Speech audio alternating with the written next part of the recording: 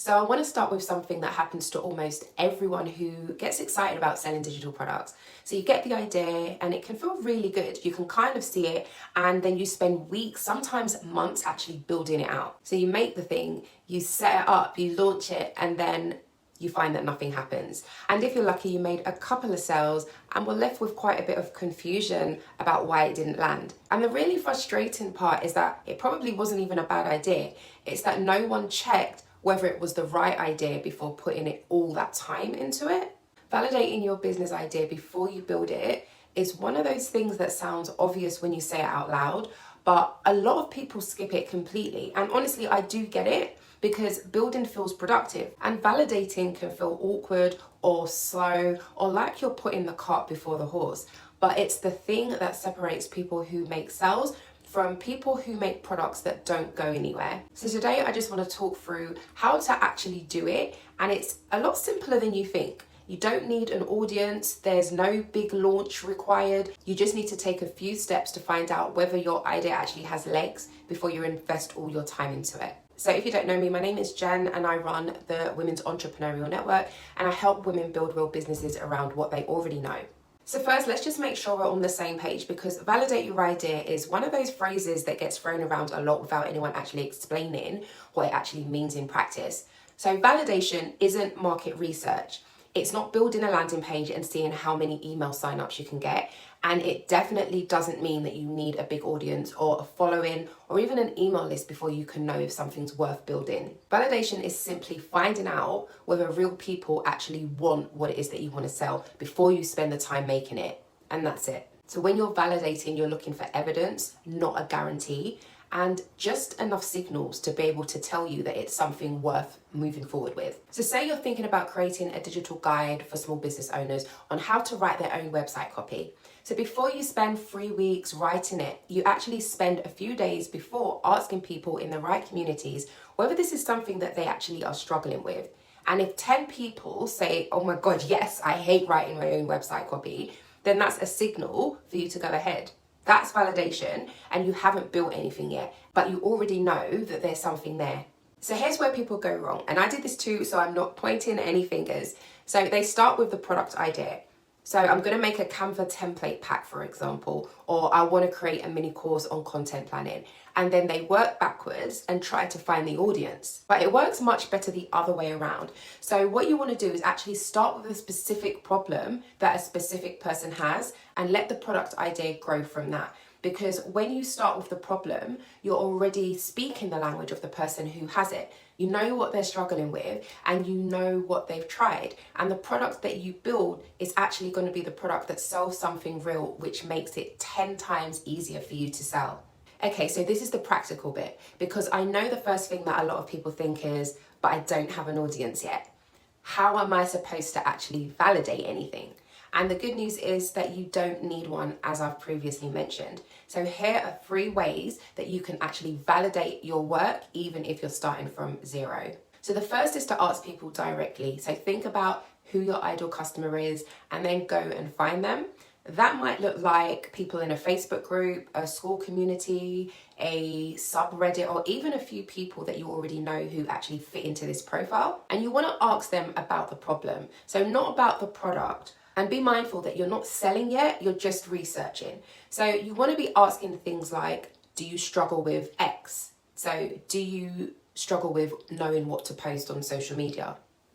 What have you tried? What's worked? What hasn't worked? And the reason why this is important is because you'll learn more in 10 conversations than in 10 hours of thinking without speaking to anybody. So the second thing you want to do is look at what's already selling. So go and search places or online platforms like Etsy, Gumroad, or even just Pinterest for products in your area. And if there are lots of similar products, well, that's not a bad sign. That's just proof of demand.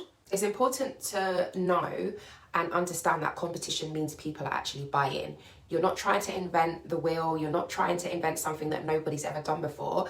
What you're actually doing is looking for a gap or an angle in something that already has buyers. And then the third thing you want to do is a simple test post. So if you have even a small social media presence, even 50 followers is fine.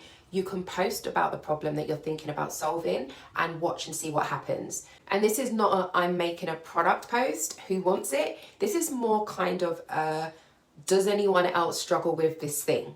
And if people comment or share or even DM you, which is a great signal, then you know that it's landed, and that's a signal to go ahead with your build. So once you've actually done some of the digging, so you've talked to people, you've looked at what's out there, you've put up the post and you've seen how people respond to it, what you're actually looking for now is, how do you know if you've got something that's worth moving forward with? So the strongest signal is that money is already moving towards similar ideas in the market. So if people are already buying something similar, then you know that there's demand. You don't need to be the first and you don't need to reinvent the wheel, but what your product will need to be is good and specific. So the second signal to look out for is specific repeating language. So when you talk to people about the problem and they all use the same words to describe it, that's gold dust. And that's what you would then go on to use in your marketing copy, because that's the language that they need to hear and that's the language that they relate to. It means that the problem is real and that people actually have words for it. And then the next signal that you want to be looking out for is emotional energy. So when someone says, oh God, yes, finally, I've been looking for something like this, that's a buyer's feeling. But when someone says, yeah, I guess that could be interesting, well, that's someone being polite, not necessarily validation. So it's important to be able to tell the difference between the two. So look out for vague positive feedback, because that's a nice idea, tends to mean that someone could live without what you're offering.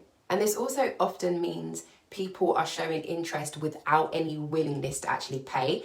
And that's definitely a red flag. But in saying that, it might just mean that the price point or the format needs rethinking. Now, this one's optional, but if you want the strongest possible validation, this is it. Before you build the thing, sell it. And this is what we call a pre-sale. And it sounds scarier than it is. So you put up a simple sales page with a clear description of what it is that the product's going to be, and also when they'll get access to it. And then you set a price, and then you would consider offering it at a small discount for the people who buy it before it's actually done. So if people are willing to buy it before you build it, then you know it's a good offer. But if no one buys, then you've lost nothing. So it's definitely something worth considering. And this is how a lot of really successful digital products get made first.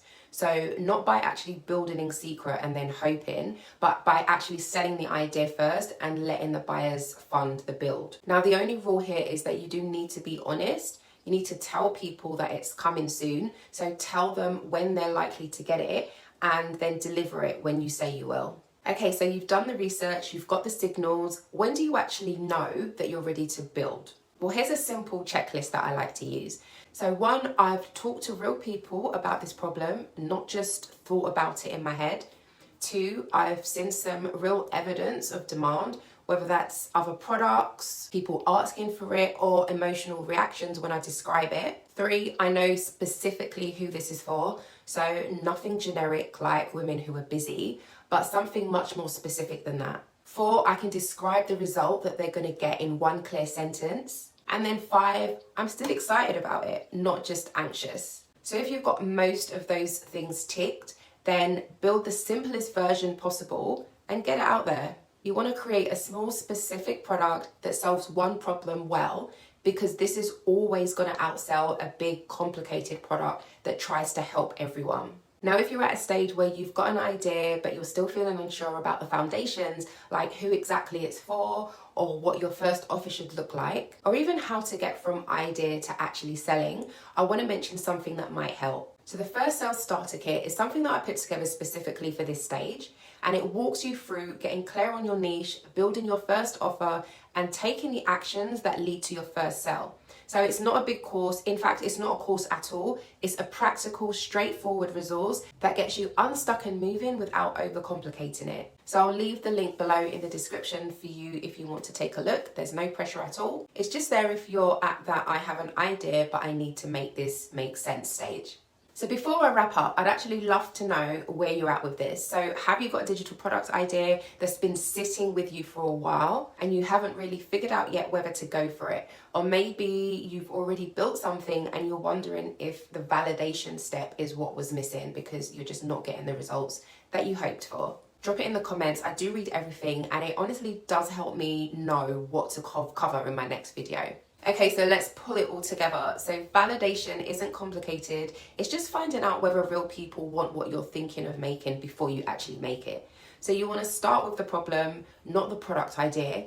The problem is where your sales are going to live. So you don't need to have a big audience to validate. You need to ask the right people the right questions. So you also need to look at what's already selling and pay attention to the signals that actually matter. And if you want the strongest validation of all, I would suggest pre-selling it. Real money from real people is the clearest possible green light that you can get. So the goal isn't to make sure that your idea is perfect before you start. You don't need to do that at all. It's to make sure that you're building the right thing for the right person so that when you do put it together or when you do spend time building it and putting it out there, that it actually lands. So if this was helpful, then the video that I'd point you to next is one that I did on how to price your digital product, because once you've actually validated the idea, pricing is usually the next place people get stuck. So I'll link it below. It's a good next step if you're getting close to being ready to launch, and I'll see you over there.